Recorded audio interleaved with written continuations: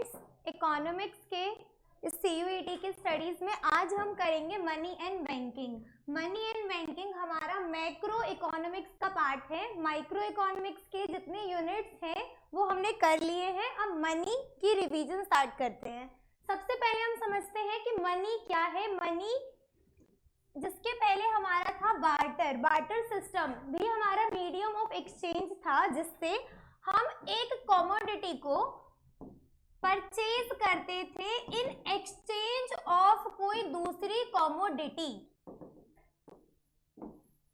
Barter system में भी हमें जो चीज चाहिए हम वो चीज ले रहे हैं, लेकिन बदले में हमें दूसरी कोई कमोडिटी, कोई दूसरी चीज सामने वाले पर्सन को देनी पड़ रही है। यहाँ पे बार्टर एक्सचेंज में कुछ ना कुछ ड्रॉबैक्स थे।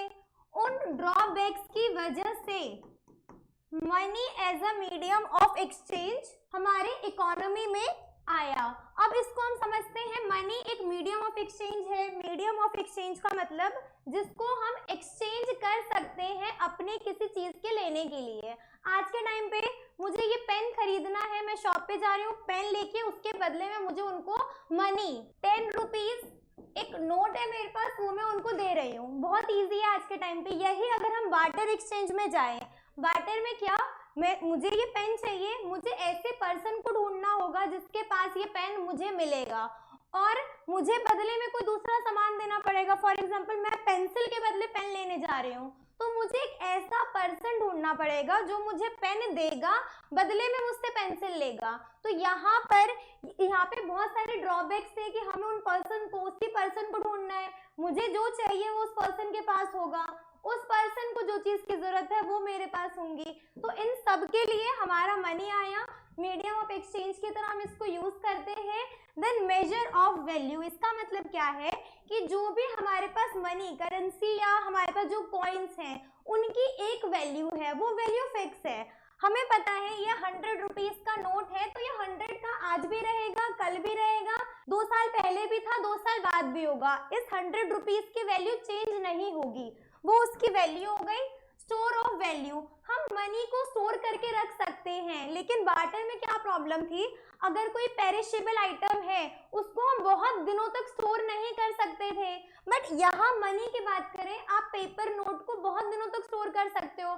आजकल सबके पास ऑनलाइन सारा कैश, आजकल लोगों के पास कम रहता है, सब कुछ ऑनलाइन है, वहां पे कितना भी स्टोर करके रख सकते हैं, तो उसकी वैल्यू कम या ज्यादा नहीं होती। जो हमारे पास, अगर आपके अकाउंट में आज 50,000 रुपए हैं, तो वो 50,000 की वैल्यू डेप्रिशिएट नहीं होगी अनलेस अंटिल आप उसको खर्च कर रहे हो। तो मनी हमारा store of value, measure of value as a medium of exchange काम करता है। साथ में means for standard of deferred payment. Deferred payment हम अपने अकाउंट्स में भी पढ़ते हैं। डेफर्ड पेमेंट का सिंपली मतलब ये है, हम इसमें जब पढ़ रहे हैं, हमें आज हमने खर्चा किया है, वो हम कल परसों बाद में भी उसको रीपे कर सकते हैं। एज अ मीडियम हम इसको यूज कर रहे हैं। जैसे हम आज शॉप पे गए, हमने कोई सामान खरीदा, वो प्रोडक्ट मुझे पसंद आया, वो 1 लाख रुपए का प्रोडक्ट है।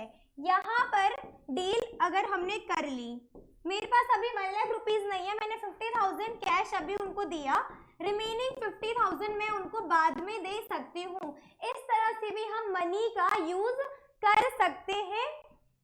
तो बार्टर सिस्टम के बहुत सारे ड्रॉबैक की वजह से हमने मनी को उस ड्रॉबैक को हटाने के लिए यूज किया था। अब यहाँ पे मनी के कुछ इंपॉर्टेंट फंक्शंस भी हैं।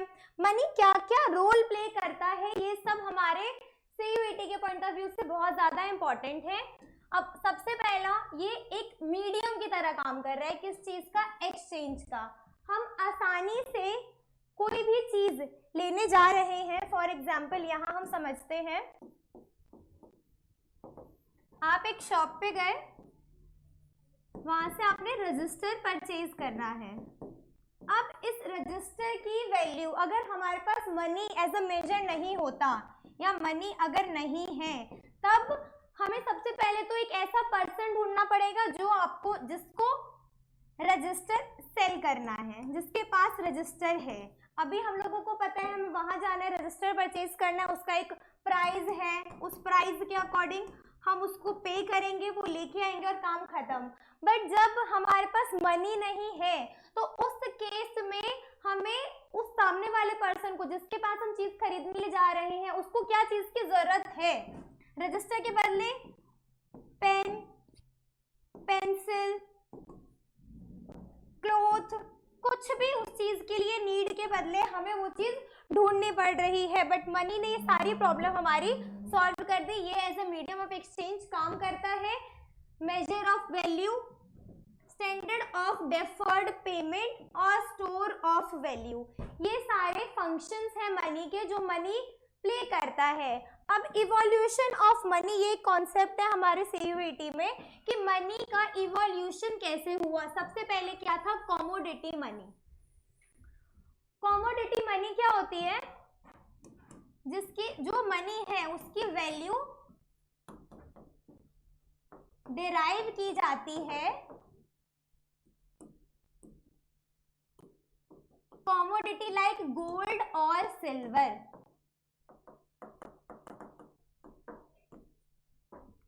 वो है हमारे कमोडिटी मनी। कमोडिटी मनी में हम गोल्ड वैल्यू, सिल्वर वैल्यू, इन सब की वैल्यू के अकॉर्डिंग हमारा जो मनी था वो उन वैल्यूज के अकॉर्डिंग रहता था। कि जैसे पहले आप कोई मूवी देखते हो, कोई पुरानी मूवी, पुरानी चीजें, उसमें क्या होता है कि इस चीज के बदले आपने कोई सामान लिया, कोई उनके पास आया, उन्होंने बहुत अच्छी न्यूज दी, तो उनको सोने के सिक्के, चांदी के सिक्के, तो वो होती थी हमारी कमोडिटी मनी। कमोडिटी मनी के बाद आया मेटेलिक मनी। मेटेलिक मनी का मतलब जो मेटल से बन रहा है, जिसको हम लीगल टेंडर मनी में भी यूज करते हैं। जैसे आजकल हमारे पास कॉइन्स हैं, कॉइन्स मेटल से बन रहा है, कॉइन्स हमारे मेटेलिक मनी है। आज के टाइम पे हम मेटेलिक मनी को बहुत ज्यादा यूज नहीं कर सकते हैं। ये मनी यूज होगी 10,000 तक की वैल्यू तक, 1 रुपी टू 10,000। पहले के टाइम पे 25 पैसा, 50 पैसा, इन सब के कॉइन्स भी होते थे, लेकिन आज के टाइम पे 1 रुपी टू 10,000 वैल्यू तक की जो भी कॉइन्स हैं वो लीगल माना जाता है। उसके बाद पेपर मनी, जो भी लीगल टेंडर मनी है। Paper money unlimited legal tender money होता है, लेकिन metallic money limited legal tender money होता है। लिमिटेड मतलब उसको हम एक लिमिट तक यूज कर सकते हैं, मतलब 1 रुपए से कम के जो भी हमारे कॉइन्स है वो अभी यूज नहीं होंगे। तो ये हमारे, और इसकी वैल्यू भी 10,000 से ज्यादा तक की एक पर्सन नहीं लेगा। लेकिन ये जो हमारा पेपर मनी है ये हम अनलिमिटेड लीगल टेंडर मनी है, अनलिमिटेड इसको हम यूज कर सकते हैं। उसके बाद आता है हमारा क्रेडिट मनी और प्लास्टिक मनी। प्लास्टिक मनी मतलब हमारे जितने भी कार्ड्स होते हैं आज के टाइम पे, डेबिट कार्ड, क्रेडिट कार्ड, ये सारे वैल्यू, मतलब इस तरह से हमारा एक मनी इवोल्यूशन हुआ है मनी का, कमोडिटी से मेटेलिक, देन पेपर मनी, फिर credit money, then plastic money. तो आपके एग्जाम में पूछा जा सकता है कि कमोडिटी मनी की वैल्यू कैसे डराइव होती थी। तो ये सारे जितने भी कमोडिटी हैं, गोल्ड, सिल्वर, इन सब से हमारी कमोडिटी मनी वैल्यू डराइव होती थी। Metallic money from metals, then paper money आजकल की जो हम करेंसी यूज करते हैं, प्लास्टिक मनी जो भी हमारे डेबिट कार्ड, क्रेडिट कार्ड, ये सारे कार्ड्स होते हैं। अब एक होता है हमारा फुली बॉडीड मनी, एक क्रेडिट मनी। इसमें आपसे एग्जाम में पूछेंगे कि जो मनी वैल्यू है और कमोडिटी वैल्यू, ये इसका मतलब है मनी वैल्यू की इंट्रिंसिक वैल्यू कमोडिटी वैल्यू के इक्वल है, और क्रेडिट मनी में मनी वैल्यू की इंट्रिंसिक वैल्यू कमोडिटी वैल्यू से ज्यादा होती है हमारे क्रेडिट मनी में। इसका मतलब है कि यहाँ पे जो फुली बॉडीड मनी है, कमोडिटी की जितनी वैल्यू है, कमोडिटी मतलब जिस चीज से वो बन रहा है उसकी जितनी वैल्यू है, जो उससे इंट्रिंसिक वैल्यू है, उसके इक्वल ही आपकी मनी वैल्यू होती है। लेकिन क्रेडिट मनी में क्या हो रहा है, आपकी जो मनी वैल्यू है वो कमोडिटी की इंट्रिंसिक वैल्यू से ज्यादा होती है। इसमें मनी वैल्यू चेंज नहीं होती, मनी उस प्रॉपर उस जो इंट्रिंसिक वैल्यू की मनी है उसका जितना वैल्यू है मनी वैल्यू में वो चेंज नहीं होता। लेकिन हमारा फुली बॉडीड में वो वेराई होता है अकॉर्डिंग टू कमोडिटी वैल्यू। अगर कमोडिटी की वैल्यू ज्यादा है, से गोल्ड की वैल्यू ज्यादा है एज कंपेयर टू सिल्वर, तो यहाँ पे चेंज होंगे। गोल्ड की वैल्यू के अकॉर्डिंग वो वैल्यू चलेगी और सिल्वर के वैल्यू के अकॉर्डिंग उसकी मनी वैल्यू चलेगी। तो ये हमारा मनी का सारा पार्ट इसमें कवर हो गया। अब हम करेंगे बैंकिंग। मनी के बाद अब है हमारा बैंकिंग।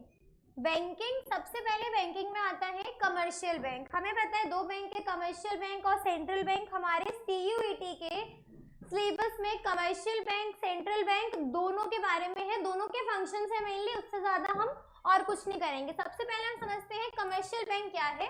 कमर्शियल बैंक एक फाइनेंशियल इंस्टीट्यूशन है। फाइनेंशियल इंस्टीट्यूशन का मतलब वो इंस्टीट्यूशन जो फाइनेंस से डील करती है। अब फाइनेंशियल इंस्टीट्यूशन के साथ वो क्या करती है, एक्सेप्ट डिपॉजिट। हम जनरल पब्लिक का एक बैंक है, ये जनरल पब्लिक के डिपॉजिट्स को एक्सेप्ट करती है। डिपॉजिट्स हम सेविंग अकाउंट, इसमें जो डिपॉजिट्स है वो मेनली हमारा सेविंग बैंक में हम डिपॉजिट करते हैं, करंट में डिपॉजिट करते हैं, और हमारा एक आता है फिक्स डिपॉजिट। तो कमर्शियल बैंक जनरल पब्लिक के लिए एक फाइनेंशियल इंस्टीट्यूशन है जो डिपॉजिट एक्सेप्ट करती है, साथ में फंड्स को ट्रांसफर करती है। फंड्स को ट्रांसफर मतलब लोन प्रोवाइड करती है। उसके अलावा क्रिएट्स मनी मतलब मनी क्रिएट करती है, क्रिएशन ऑफ मनी करती है। ये सब कमर्शियल बैंक जनरल पब्लिक के लिए करती है। कमर्शियल बैंक की डेफिनेशन अगर हम बोले तो वो ये है। अब हम समझते हैं कमर्शियल बैंक का क्या काम है, फंक्शन क्या है। सबसे पहले एक्सेप्ट डिपॉजिट जनरल पब्लिक से। हम अगर हमारे पास पैसा है, हम घर में नहीं रखते ड्यू टू सेफ्टी सिक्योरिटी, तो हम जाके उसको बैंक में डिपॉजिट करते हैं। तो कमर्शियल बैंक हमारे लिए डिपॉजिट्स, हमारे पैसे को एक्सेप्ट करती है। Provide loan and advances. Commercial bank हमें लोन देती है, लोन ग्रांट करती है, एडवांसेस ग्रांट करती है। इसके अलावा ओवरड्राफ्ट की फैसिलिटी। ओवरड्राफ्ट की फैसिलिटी क्या होती है, आपके अकाउंट में 5 लाख रुपीज हैं, अभी आपको अर्जेंटली किसी को अमाउंट 6 लाख का अमाउंट किसी को अर्जेंटली ट्रांसफर करना है। अब इस केस में आपको बैंक क्या करती है, एक फैसिलिटी प्रोवाइड करती है जिसका नाम होता है ओवरड्राफ्ट फैसिलिटी। मतलब आपके अकाउंट में जितना पैसा है आप उससे ज्यादा विड्रॉ कर सकते हो, ओवर विड्रॉ कर सकते हो, ओवरड्राफ्ट यूज कर सकते हो। अब ये फैसिलिटी कमर्शियल बैंक हर किसी पर्सन को, हर किसी अकाउंट पे नहीं देती है। मेनली ये जो करंट अकाउंट होल्डर होते हैं, बिजनेस पर्सन्स होते हैं, उनको ये फैसिलिटी दी जाती है, ओवरड्राफ्ट की फैसिलिटी। उसके अलावा discounting bill of exchange. Bill of exchange एक इंस्ट्रूमेंट होता है, वो instrument 3 months, 2 months, 4 months in time period के लिए होता है। इसमें हम समझते हैं आप एक सेलर हो, एक पर्सन, मैं एक बायर हूँ, आप एक सेलर हो, मैंने आपसे सामान खरीदा, मैंने आपको अभी पैसे नहीं दिए, मैंने आपको एक इंस्ट्रूमेंट बिल ऑफ एक्सचेंज दिया, आपको उसमें लिखा हुआ है कि मैं आपको 3 मंथ्स के बाद पेमेंट करूंगी, आपने वो एक्सेप्ट कर लिया। अभी 3 मंथ से पहले ही, कल ही आपको अर्जेंटली उतने अमाउंट का वो बिल था 50,000 का, ठीक है। रियलिटी में ये बिल बहुत 5 लाख 5 करोड़ ऐसे अमाउंट का होता है, हम 50,000 की वैल्यू लेके चल रहे हैं। अब आपको कल ही 50,000 मनी अर्जेंटली आपको नीड हो गई, आपने क्या किया, ये जो बिल ऑफ एक्सचेंज है ये बैंक के पास लेके गए, आपने बैंक को कहा कि मुझे इसके बदले पैसे दे दो, तो बैंक ने ये 50,000 का बिल रख लिया आज ही, और आपको इसमें से कुछ वैल्यू, कुछ डिस्काउंटिंग चार्जेस के बाद, सपोज 45,500 बैंक ने आपको दिए और बैंक ने 50,000 का बिल ऑफ एक्सचेंज रख लिया। 3 महीने के बाद बैंक मुझसे वो 50,000 रुपीज लेगा, तो क्या करती है बैंक, बिल ऑफ एक्सचेंजेस को भी डिस्काउंट करा के आपको, डिस्काउंट करके आपको पैसे देती है। उसके बाद एजेंसी फंक्शन। एजेंसी फंक्शन का मतलब बैंक एक एजेंसी की तरह भी काम करती है। किस तरह से, बैंक में कुछ स्टॉक, जैसे हम स्टॉक मार्केट में जाके स्टॉक्स खरीदते हैं ब्रोकर के थ्रू, वो काम बैंक भी करती है आपके लिए। आपने बैंक में डीमेट अकाउंट ओपन कराया, फिर उससे बैंक आपके लिए ट्रेड करके दे रहा है, तो वो एक एजेंसी का काम हो गया। दूसरा, आपने उनको बोला है कि हमारा हर मंथ इस टाइम पीरियड में मेरा ये बिल पे कर दिया करो, ये भी एक एजेंसी का काम है, तो ये सारा काम बैंक आपको करके देती है। Then general utility function. General utility function का मतलब है जो जैसे लॉकर फैसिलिटी, फोन पे मैसेजेस आते हैं, ये सारी फैसिलिटीज भी बैंक हमको प्रोवाइड करती है कमर्शियल बैंक। अब आता है सेंट्रल बैंक। सेंट्रल बैंक क्या है? एक बैंक क्रिएटेड बाय गवर्नमेंट है। सेंट्रल बैंक हमारा क्या, कौन सा बैंक है? आरबीआई हमारा सेंट्रल बैंक है। ये एक एपेक्स इंस्टीट्यूशन है। एपेक्स का मतलब हमारा क्या होता है? Apex mean supreme. हमारा आरबीआई सेंट्रल बैंक किसी भी कंट्री का वो सुप्रीम इंस्टीट्यूशन होता है। हमारे केस में इंडिया में आरबीआई सुप्रीम इंस्टीट्यूशन है। उसके अलावा मॉनेटरी पॉलिसी, जितनी भी मॉनेटरी पॉलिसी है वो आरबीआई ही लेके आता है, किसी और के पास ये राइट नहीं है। अब आरबीआई के क्या काम है? आरबीआई के फंक्शन देखते हैं। सबसे पहले है bank of issue. Bank of issue का मतलब है इंडिया में इशू, कोई भी कैश इशू करने का राइट सिर्फ आरबीआई के पास है। करेंसी, जितनी भी करेंसी इशू होंगी मार्केट में वो सिर्फ आरबीआई करेंगे। आरबीआई के अलावा कोई ऐसी बॉडी नहीं है जो करेंसीज को इशू करे। Then government bank agent and adviser, जो हमारा सेंट्रल बैंक है वो गवर्नमेंट का बैंकर है। जैसे हम कमर्शियल बैंक में जाते हैं, जैसे स्टेट बैंक ऑफ इंडिया हो गया, कोटक बैंक, ये सारे जो बैंक है वो कमर्शियल बैंक होते हैं। हमें कुछ भी बैंकिंग फैसिलिटी चाहिए होता है, बैंक का कोई भी काम कराना होता है, हम इन बैंक के पास जाते हैं। तो जो फैसिलिटी हमें कमर्शियल बैंक देती है वही फैसिलिटी आरबीआई देती है गवर्नमेंट को। जैसे उनके जो भी उनके डिपॉजिट्स होते हैं, डिपॉजिट एक्सेप्ट करती है, उनको लोन देती है, उनको ओवरड्राफ्ट फैसिलिटी देती है। मतलब जो कमर्शियल बैंक हमारे लिए काम कर रहा है वही सेंट्रल बैंक गवर्नमेंट के लिए कर रहा है। दूसरा एजेंट और एडवाइजर। एजेंट मतलब वो सारे फंक्शन जो एजेंट करता है, जैसे उनके लिए उनके बिहाफ पे सिक्योरिटी परचेज करना, सिक्योरिटी सेल करना, उनके बिहाफ पे पेमेंट करना। एडवाइजर उनको एडवाइजेस देना कि वो अपना पैसा कहाँ इन्वेस्ट कर सकते हैं, वो सारे एडवाइजर्स के काम। Then bankers bank and supervisor, हमारे जितने भी कमर्शियल बैंक हैं, कमर्शियल बैंक के ऊपर आरबीआई है। आरबीआई उन सभी कमर्शियल बैंक का भी बैंक है। मतलब अगर कभी किसी बैंक को इमरजेंसी फंड की जरूरत हो गई, एकदम से पैसा लेना है या उनके पास फंड कम हो गया, तो उन सब के लिए वो आरबीआई के पास जाते हैं। आरबीआई भी उन बैंक का बैंक है। दूसरा, आरबीआई उनको सुपरवाइज करता है कि वो कुछ गलत तो नहीं कर रहे, उनको जो स्टैट्यूटरी नीड्स जरूरत है, जैसे जो एसएलआर मेंटेन करना होता है बैंक का, वो मेंटेन कर रहे हैं कि नहीं कर रहे, जो भी रिजर्व रेशियोज, रिजर्व्स वो मेंटेन कर रहे हैं, वो जितने भी उनके कस्टमर उनके लिए कुछ गलत तो नहीं कर रहे, वो सब सुपरवाइज करने का काम। Then controller of money supply and credit, मतलब जितना भी मार्केट में मनी सप्लाई है, जितना भी क्रेडिट है, उन सबको कंट्रोल करता है क्रेडिट कंट्रोलर। मतलब अगर कमर्शियल जो सेंट्रल बैंक है हमारा, वो देख रहे हैं कि मार्केट में बहुत ज्यादा मनी सप्लाई है, तो जो हमारे आरबीआई है सेंट्रल बैंक है, वो मनी सप्लाई को रोक देते हैं। कैसे?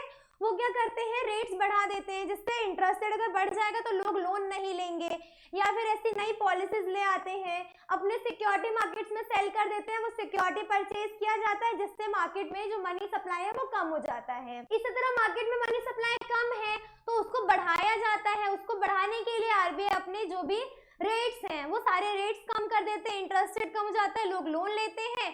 तो ये सब तरीकों से हमारा सेंट्रल बैंक काम करता है। हमने कमर्शियल बैंक और उसके फंक्शंस देख लिए, सेंट्रल बैंक और उसके फंक्शंस देख लिए। हमारे सीयूईटी सिलेबस में सिर्फ यही टॉपिक्स हैं मनी एंड बैंकिंग से रिलेटेड।